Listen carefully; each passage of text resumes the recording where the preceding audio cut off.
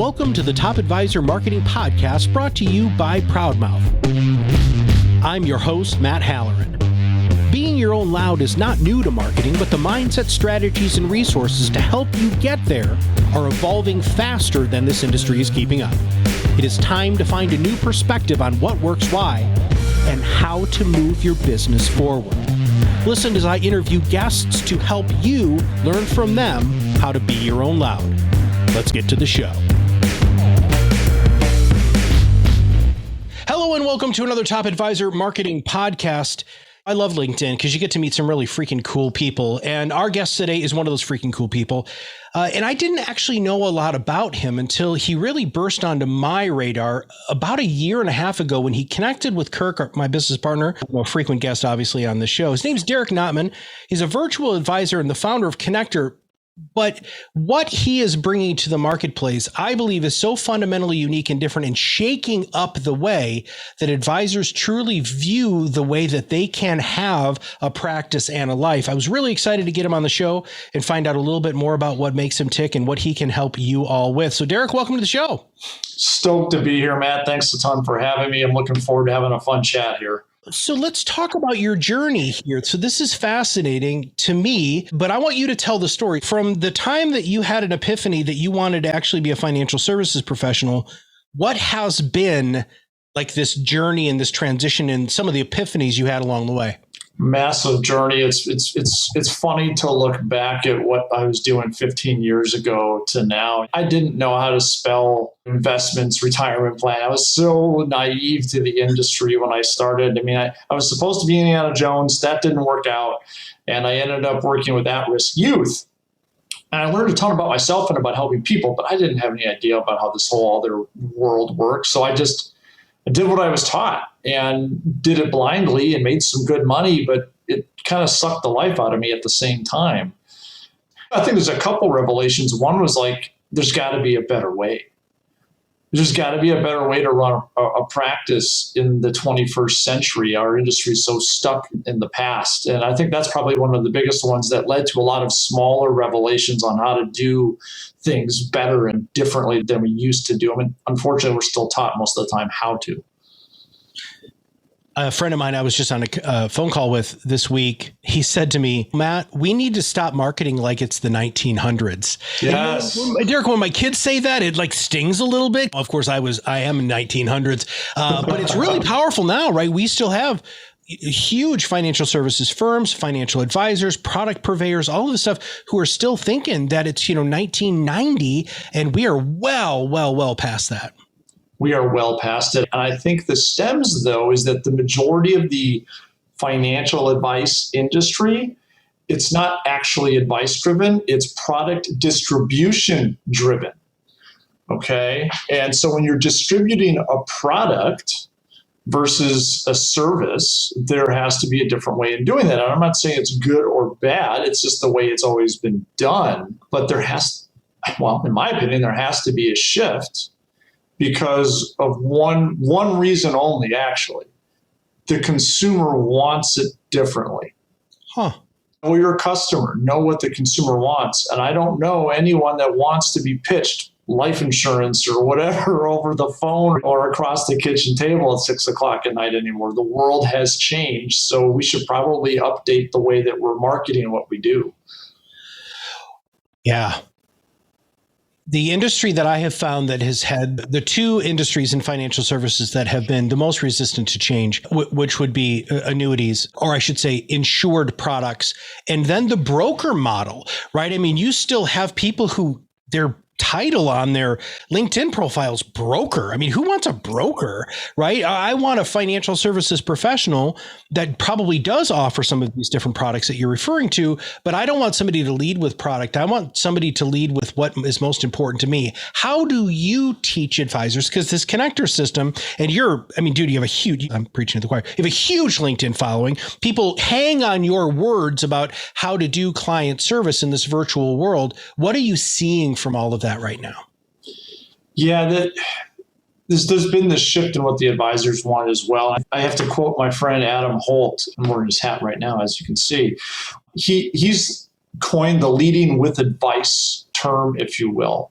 And that's been the shift. It's not leading with product. And there are a ton of great products out there that have their place and they are good solutions, but we shouldn't be leading with those as in like, hey, everybody needs this widget, so you should buy this widget, right? People, the consumer wants a more comprehensive manner. Like, we've have these generations that are looking more for like experiences, right?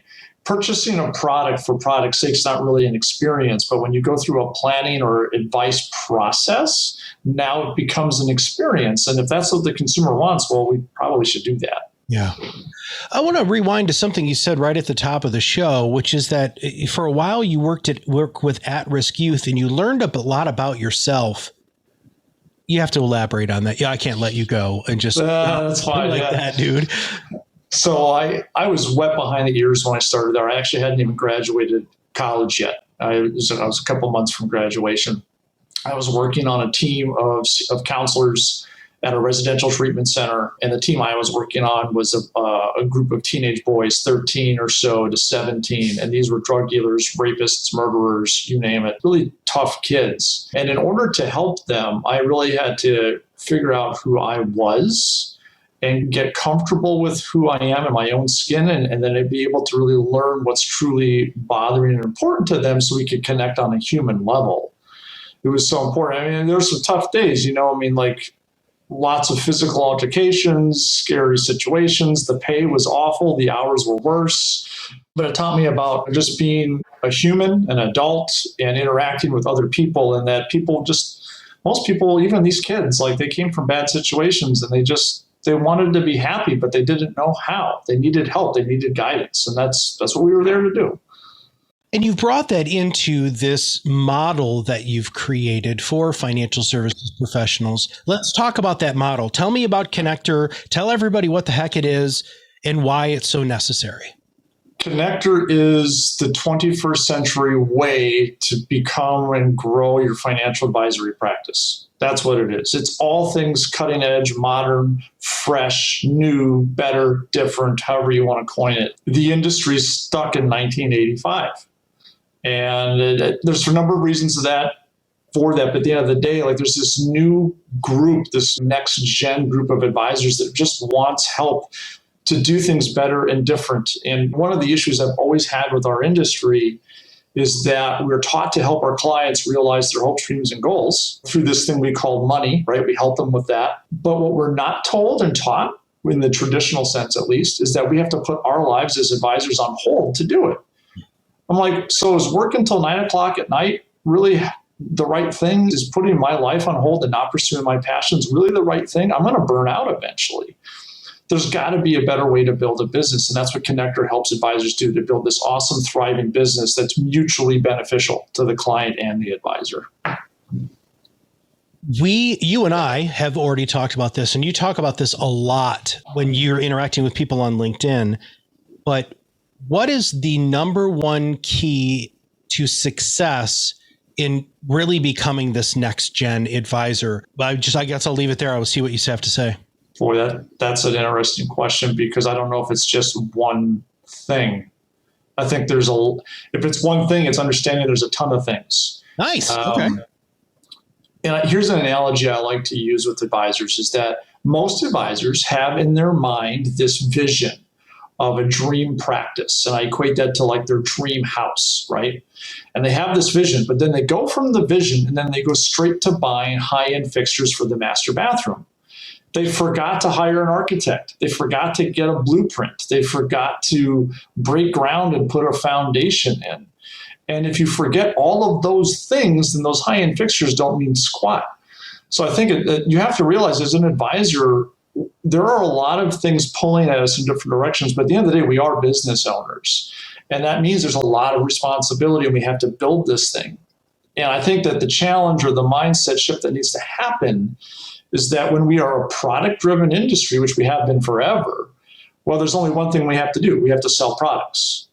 Well, we're not in that world anymore. That world has shifted. And so now when we're process and advice driven, well, we have to position ourselves in our businesses to take advantage of that. I think at the end, that's what it really comes down to. As a recovering financial services business coaching, one of the biggest things that drove me crazy was how many advisors grew by default, not by design, right? They didn't plan for themselves as they aggressively tell their clients to stick to the budget and stick to the plan. Hey, don't pay attention to what's going on in the market right now because we've got that taken care of, right? Long view, all of those things. But when they look in the mirror, it's like they miss all of that. It just goes right over their head. How do you give them the proverbial smacking around to make them realize how important this is? Well, I think actually it's not so much of a smack, but it's giving them permission to be a bit selfish, actually.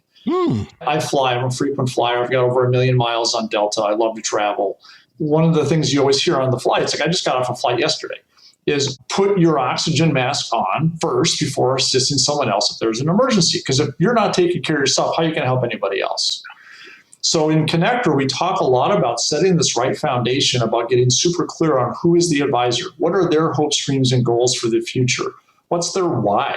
Because once you figure that out and you get really crystal clear on it, it drives your brand, your marketing, your messaging, your processes, everything else. It actually becomes pretty simple. So I think giving advisors permission to say, hey, you know what, take a step back, realize that there's more to this than just pushing a product. It's okay to be selfish. It's okay to take some time off for yourself and your family. Let's figure out how to build an awesome business around that. What is your why as a financial advisor and also as the founder of Conneqtor? Well, as a financial advisor, I want to empower my clients to just keep doing what they're doing. They're CEOs, they're C-suite executives who love to travel. They appreciate the finer things in life. They appreciate mobility. So I want to empower them to continue living that lifestyle while not having to worry about all the stuff day to day. As far as advisors go, I want to improve the advisor experience. At the end of the day, if we improve the advisor experience, we improve the client experience. Everybody wins. There's so much talk around helping advisors, but that help really centers around how do you do digital marketing? How do you do all these other things, which are all really important? Let's go back a step further. Let's make sure that advisor's a rock star. Let's empower them. Let's make them happy, because if they're super stoked to go to work every day, then the rest of it actually takes care of itself. Sure. Now let's dive into Conneqtor just a little bit more deeply, if you don't mind. So there are categorizations or categories that you have that you help advisors. Yes, it's the whole practice, but I think what's neat is you've actually broken down some of the major components of decisions that they have to make in order to become this 21st century advisor. Could you talk about some of those, please? Yeah, it really is a systematic approach to building a practice. And we start, as I talked about previously, about that foundation. And once you have that foundation set, that why, you figure out who your ideal client is, and we have exercises around that. But then we also talk about infrastructure, and there's a couple types of infrastructure. You have to have physical infrastructure. Do you have the right mic and webcam, right? Do you have the right computer setup, the monitors? What's your background look like? If you have a bad physical setup, you will. I mean, we just always talk about Zoom fatigue. I don't get tired of being at my computer for 10 hours a day because I've got a great setup where I'm comfortable. If you're hunched over looking at a laptop all day, it's going to be awful. It's no wonder you're going to get burned out. So I think that's important infrastructure, but then also digital infrastructure. Do you have all your digital assets in place? Social media, email, website, blogging, podcasting, YouTube, you name it, all the different things out there. You got to have that. Infrastructure is different than marketing, because once you have these things set up, then you actually have to do the things you need to do to be really good at digital marketing. So we focus a ton on digital marketing best practices, how to get things set up correctly, and then some advanced techniques in there. We help advisors figure out how to run their virtual sales process, how to build a virtual support team if that's what they're looking for, how to think about and deal with compliance, tech stack. I mean, the list goes on. It's all these different silos that tend to be siloed. We bring them all together in a connected, pun intended, fashion, right, to really help them build this practice that's cohesive in nature. Do you think this has been accelerated because of COVID? The idea of advisors don't have to have 4,000 square foot solid oak office with the fireplace and conference rooms. Very quickly, one of my really good friends here in town is an advisor. He's spending like $50,000 a year on office space. And I'm like, And he's like, Matt, I love meeting with people face to face. And I'm like, I totally get that. I get it. He's a person who likes to shake people's hands and be in their presence. But I said, that doesn't have to cost you 50 grand, dude. Let's talk about the transition to virtual. What are some of the pitfalls that you have seen and therefore that you have addressed in Conneqtor specifically? I think that's great. I did get lucky with my timing with Conneqtor and COVID. We launched about 3 months before COVID was on the radar. Wow. Talk about timing. You talk about pitfalls, and I think that some of the standards, if you will, that have been around forever, like having $50,000 a year in office rent, right? That's actually a pitfall. A pitfall is having multiple in-house staff. A pitfall is doing traditional marketing like cold calling and all of those things. It's updating the mindset to say, hey, there's a better way. And I think most advisors would rather be taught how to fish than just given a fish. So they needed to know how to do these things. Like, okay, great. I don't want to have an expensive office. Fine, I buy that, right? But how do I set up this other thing that you're talking about? Show me. So it really comes down to, like, I think most advisors agree that there are better ways to do things, but they need that roadmap, that blueprint on how to do them. And honestly, I think moving forward, as we're kind of getting back to somewhat of a normal global situation here, is that we're going to be more of a hybrid model. Is that a lot of advisors will find that sweet spot where they might have a physical presence, but maybe it's a smaller office with just enough to get by and then doing a lot more stuff online. I think there's this old guard of advisors that's just waiting for things to get back to normal. It's not happening. Even if they want it to, it's not happening. The consumer wants to do things differently. We do everything else online in our lives. Why wouldn't we do this, at least part of the time? The biggest mindset, I think, or the biggest pitfall is mindset. I think is what it boils down to. And that has to evolve like the rest of the world has. Okay. Well, this is the Top Advisor Marketing Podcast, and you opened up the can of worms to talk about you have to have the infrastructure in place in order to communicate effectively. And then part of that communication is marketing. What are you seeing that works the most effectively in the people who are involved in Conneqtor and in your practice specifically to get the attention of that ideal client that you help people figure out? That's multifaceted. So one is knowing who your ideal client is. As my friend Dave Bruno says, it can't be just guys with jobs. Okay, that doesn't work. That's way too bland. So you have to know who you're speaking to. And once you get crystal clear on that, then you can use that to drive the rest of your marketing messaging. And you guys have done that at your ProudMouth right there. You guys know who your audience is, and then you're marketing there. So you have to know that. You have to be active. You actually have to go do this. Like I use the analogy, like you wouldn't go to a cocktail party and be the creepy guy or girl by the fake plant in the corner just looking at everybody, right? So don't be that creeper online. That's not what people want. And don't hire someone else to be that creeper for you, right? You wouldn't hire someone to go to a cocktail party for you. So it's the same thing online. You actually have to be out there and be active. And I know some advisors are like, well, my company doesn't let me do this or do that. They're going to let you do something, figure out what that something is, and then do that. Like, be original. Don't be spammy. Do your thing. Because if you don't, then it's, well, I mean, you're never going to get any attention. Yeah. That's what I found. I mean, we talked about I wouldn't call myself having a massive following, but I've grown a pretty good following. That's all because I was just out there being me, talking, putting my thoughts out there, and it resonated with people. Sure. Well, I think that there's going to be a reckoning, and that reckoning is going to be happening sooner rather than later, of advisors who are just so tired of compliance telling them that they can't do something that, by the way, the regulation says that you can. I'm just going to be abundantly clear there, everybody. I am one of the nerds who have read FINRA's report and the new SEC guidelines. You are allowed to be there. You're allowed to communicate. You're even allowed to use some sort of a testimonial, which I'm not going to get into today, but you're able to do a lot of these things, especially if you're an RIA. So there's going to be a massive shift. I think there's going to be a lot of advisors who are like, you know what? Compliance is great up until there's a problem, and then they hang me out to dry, right? We know that's just the reality of the broker-dealer world. I'm not saying all of them do that, but unfortunately that does happen.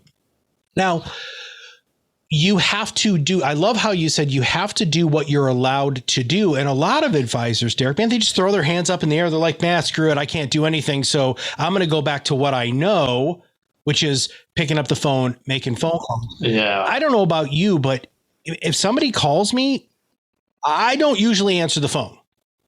No, we've been getting like a ton of spam calls on our landline. Yeah, we still have a landline, by the way.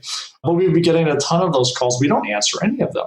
And if I see an unknown number on my cell phone, I don't answer that either. So it's all changed. I think reckoning is the right term. We talk about being stuck in 1985. Most of the advisors are of the mindset like, hey, I want to be better at digital marketing, but the compliance departments, and I get it, they're there to protect us, but they're doing this overlay of policy. So we have what the SEC and FINRA have said. I've read it too. I've nerded out on that stuff. I get it. I know what we can do. But then you have this overlay of policy, which is different for each company. And they tend to be extremely conservative. Why? I'm not quite sure. I really don't. And I think part of it is because literally the people in these compliance departments, they are of an old guard who don't understand digital marketing. They're not active on there. They don't understand what it means to do all these things. So they just default to, I don't get it. I don't like it. It feels weird and new. So I'm going to just say no, or we're going to be so restrictive that it doesn't work. So I think there is a reckoning coming because advisors are pushing more and more like, I need to do this. I can't thrive if you don't let me market. And if you're not going to let me, but this other group is, I'm moving. Yeah. The one thing that always makes me giggle about compliance, and this just happened with the compliance department. I'm the chief compliance officer here at ProudMouth. I'm the one who interacts. Lisa and I both do it, but it's primarily my job because I've already answered all of the questions. I mean, very few people throw me a Louis. But one of the things that they said was, because it is live or because it is out into the internet, it will last forever, right? Which is true and not true entirely. And I know that's everybody's paranoia. What happens if it goes viral? Well, that's not going to happen because you know what? Nobody really goes viral anyway. But the last thing is this compliance department said, well, Matt, we have to look at it so differently than what the advisor says over the phone. And I went back and says, why are you recording those phone calls? Exactly. I can record a phone call, get a transcript like that, right? And I guarantee you, if I went through and what you're saying as an advisor in those phone calls is, there's probably issues there. It's like, it doesn't make sense. Or even it doesn't make sense. Making them record their meetings. Like, what's the difference here? I don't get it. You know, I mean, even Conneqtor, we say, like, don't market about product, don't market about returns, like stay away from some of these things where it could be considered solicitation. And honestly, people don't want to hear that stuff anyways. They're not interested. But other than that, like, what's the difference here? So I think there needs to be some evolution in the thinking from these compliance departments. They need to get it like more comfortable here. How that happens, I don't know. We just got to keep helping them get better, I guess. We do that all the time. So anybody who's listening to this who wants to have somebody talk to their compliance department, I'm more than happy to do that, just because I think it's our personal responsibility as a purveyor of creating a digital footprint for people so that compliance can understand it. Who should reach out to you from a Conneqtor standpoint, right? Let's talk about that. Who are you having the most success with? And if somebody's listening to this and like, okay, I totally want to bring my practice this way. I'd like to have a better life balance. I'd like to have a better quality of life. I don't want to have to manage all of these people that are in my firm. I'd like to be able to do some of that virtually. Who should reach out to you? Everyone that you just talked about that would say yes to the things you just said. That's awesome. There you go. This is a paid advertisement, by the way. Yeah, right. Talk about that a little bit more. That's what's beautiful about Conneqtors. We've got a community now in 4 different countries. We've got in the States, Canada, South Africa, and India. We're growing fast. And they're ranging in age from, like, I think the youngest is 23, 24, up to over 70. Male and female, right? So they're really across the board, and everyone from captive BD advisors or agents to fully independent RIAs. And I think it's really for people who are frustrated and looking for a better way. They're tired of the old solutions. They're tired of the old ways of doing business, and they just want a fresh, modern approach to building an awesome business and living an awesome life. And that can mean different things to different people, right? So that's why we're so comprehensive in nature. Gotcha. What is the best way for people to reach out to you? Email and LinkedIn. I'm as you pointed out, I'm very active on LinkedIn. So follow me there, send me a DM. It's me. You're going to hear from me. It's not someone else doing that stuff, right? I walk the talk, okay? But yeah, just reach out. Just let me know what's on your mind. Go to the website. I've got a ton of ebooks that people can read and just get to know me without having to be bugged by me, right? So they can just get to know me slowly. You know, that whole digital marketing thing you talked about? Like, well, I'm living that too. I'm doing that. It's proof positive this stuff works. Well, and Derek, people are able to build, and I felt like I've had a relationship with you for a while, and this is the second time we've ever actually talked, maybe third, face to face, even though that this is virtually. You're in Southern California and I'm in Michigan, right? I love the idea of people being able to experience you, what you do, how you do it, at their convenience, right? And I think that what advisors need to understand is, so that's the way that you promote Conneqtor, but it's also how you promote your financial services firm so that people can opt in to working with you. How long, let's go brass tacks here. How long did it take you to go from brick and mortar, handshake, kissing babies to virtual guy all over the world, meeting with clients, no matter if you're surfing in South Africa or hanging out in India with some new people? How long did that take for that momentum to pick up? So for me, it took a long time. I started that back in 2013.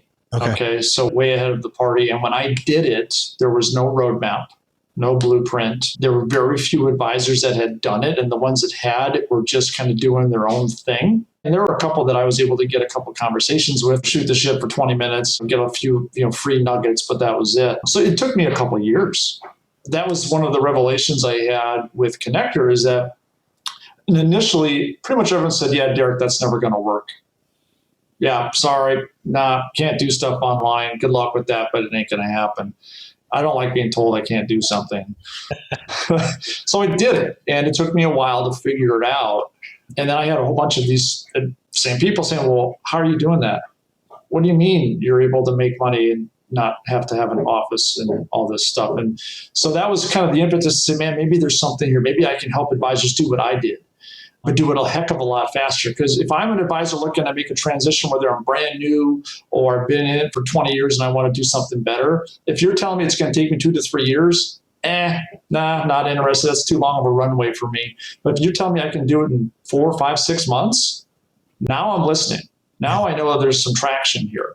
And so that's what I helped. That's what really was my motivation, inspiration for Conneqtor, was to figure out a better way so they didn't have to do all the stuff I did wrong, right? Because I did a lot of things wrong when I was trying to figure all this stuff out. You and I are cut from the same cloth there, and Kirk too, because we made all of the mistakes for podcasting and social media you could probably ever think of. One of the reasons why I love what you guys do is because you have found a way to accelerate their ability to implement this into your practice. And we here at ProudMouth are the influence accelerators, right? Our goal is to try to make it so that it doesn't take you 3 years, which by the way is what it usually takes somebody to go from nothing to an influencer, and really turn that into 9 to 12 months, where people start knowing who you are, what you do, why you do it, and why it's fundamentally unique. Was there anything I should have asked you I didn't? No, man, I think we hit it. Unless we want to talk surf spots. See, I'm in Michigan now, and I don't think you want to come surfing here. So the only time you can surf in Michigan is in the winter. And you should see the hardcore dry suits, ice on their beards, man. People surfing, but they're nice waves, man. They're really nice. There's some good waves. So I don't know if we're totally on a tangent here, but have you heard of the movie Step Into Liquid? Okay, it's over 20 years old. Go rent it. Okay. Step Into Liquid. But there's a scene there. So, like home right now is Madison, Wisconsin for me. Sheboygan, Wisconsin. There's a group of surfers that surfs there, man, and you got to check them out. It's about as Midwest as you get, but so you can catch some waves. Yeah. Well, if you have a longboard here in Michigan on a windy day, you can catch 3 to 5s with no problem, but they're not spaced very well. It's kind of tight, but there's lots of other places that you can go ahead and surf. And see, here's the fun part, everybody. What Derek has built and can help you build with Conneqtor is a virtual lifestyle, so that if you want to go experience something new, so that you're truly living the life that you deserve, you can still run a very successful business. ProudMouth, we are entirely virtual. We have been since the beginning. We're able to do our job from just about anywhere. Now, yes, my cockpit that I'm sitting in now is my preferred place to work. But with a Microsoft Surface tablet and a microphone, dude, I can do pretty much what I want to do wherever I want to do it. So with that, everybody, please check out the show notes. Follow Derek on LinkedIn. We're going to make sure that we have a link to your profile in the show notes. We're also going to have a link to the Conneqtor website, because it is not spelled like normal people would spell anything. It's probably just because of a URL issue, right? But I love how you spelled it, and it's memorable and wonderful. It is actually spelled Conneqtor, and we'll make sure that we have that in our show notes too. So, Derek, thanks for being a freaking awesome guest, man, and I look forward to continuing to work with you in the future. Yeah, rock on, man. Thanks a ton for having me. Great to be here, and thanks everybody for listening. Hope you're doing well. We'll catch you later. If you want to have a great practice and a great quality of life, Derek has the solution. He really, really does. He is fundamentally changing advisors' lives, right? And those of us who feel like we have the ability to have that impact into a career, into a vertical, into a discipline, into a profession like financial services, when we feel that we can make your life better, because a lot of people don't realize how stressful this job is, how much responsibility you have as a financial advisor. And if you could just dial it just a little bit so that you have a better quality of life, spiritually, mentally, physically, professionally, emotionally, part of what you can do with that is taking control of it and not letting it control you. And I believe that the folks at Conneqtor can help you with that. For Derek and all of us here at ProudMouth, this is Matt Halloran, and we'll see you on the other side of the mic very soon. Thanks for listening to the Top Advisor Marketing Podcast, brought to you by ProudMouth. If you want to learn more about how you can be your own loud, visit our website, read our blog posts, attend our educational webinars, and sign up for our new Influence Accelerator Academy, where you too can learn how to truly be an influencer in your space. Have a wonderful day.